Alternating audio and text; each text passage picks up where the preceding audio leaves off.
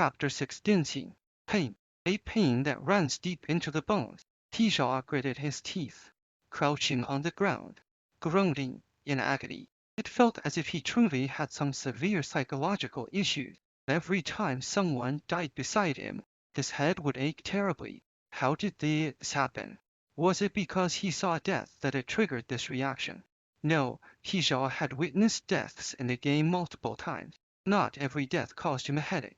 It took half a minute for Tisha to finally take a deep breath and stand up again, expressionless. The three outside the door finally noticed what was happening inside.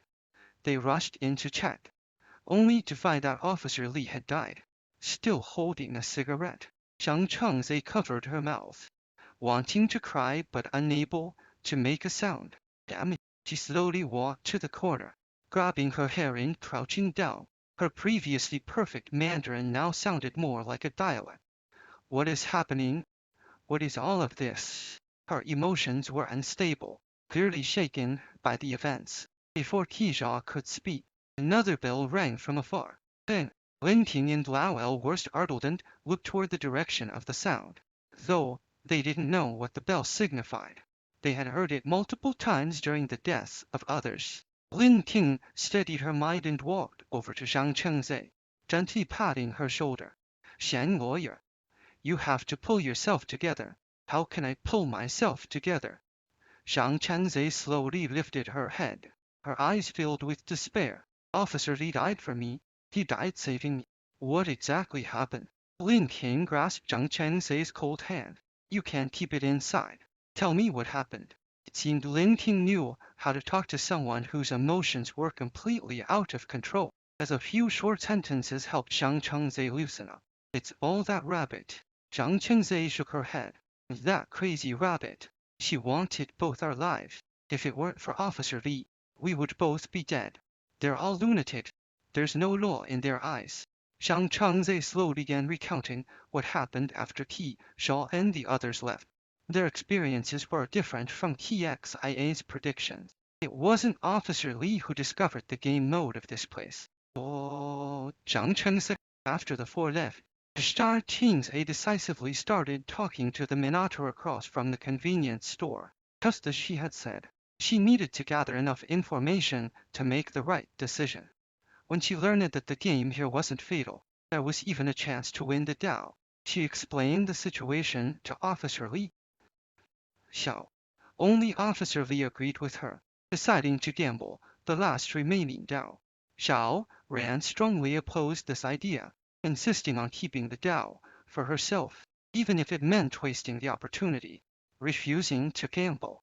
Officer Lee, seeing Xiao Ran as a weaker woman, continued to kindly persuade her, but Xiang Chengze wasn't about to let her off easy. After several sharp, logical debates, she silenced Xiao Ran. After all, how could a kindergarten teacher out-argue a lawyer?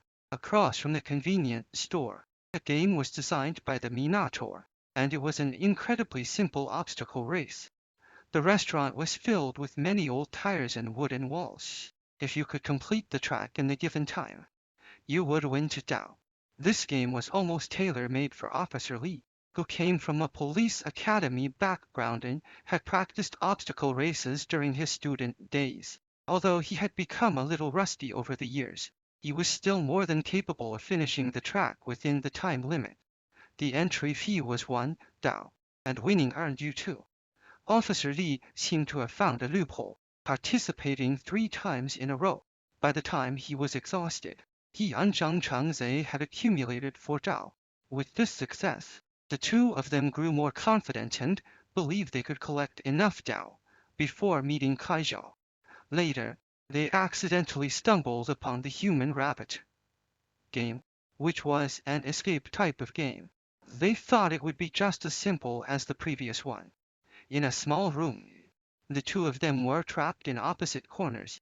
Zhang Chengze was bound inside a large transparent fish tank, which was filling with water. Officer Lee, on the other hand, was handcuffed to a wall on the opposite side of the room, with only a wooden stick nearby. The key to his handcuffs was inside Zhang Chengze's fish tank, while the switch to stop the water was near Officer Lee. Both had ways to save the other. but Jiang Changzhe couldn't tie herself, nor could she throw the handcuff key to Officer Li. Though Officer Li was close to the water valve, his right hand was locked, preventing him from reaching. Neither of them could save the other right away. How cruel was this game? It wasn't really an escape game at all. It was a test of human nature. It looked like both of them were wrapped, needing to escape. But upon closer inspection, Officer Li's situation was quite different from Zhang Chengzei's. As time passed, Zhang Chengzei would drown, but Officer Li would not. He could stay there for an entire day and still be safe. Zhang Chengzei didn't hold back. In that moment, I thought I was going to die.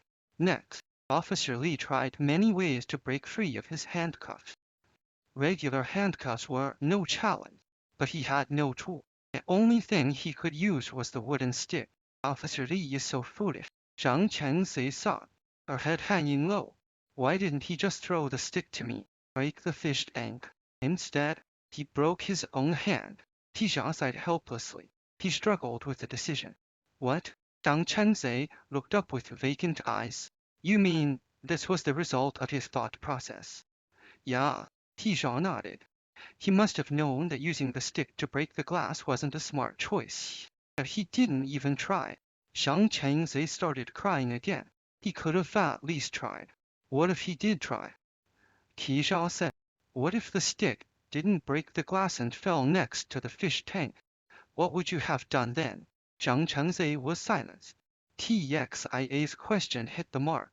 If the stick hadn't broken the fish tank and had fallen somewhere far away, both of them would have lost all hope of escaping.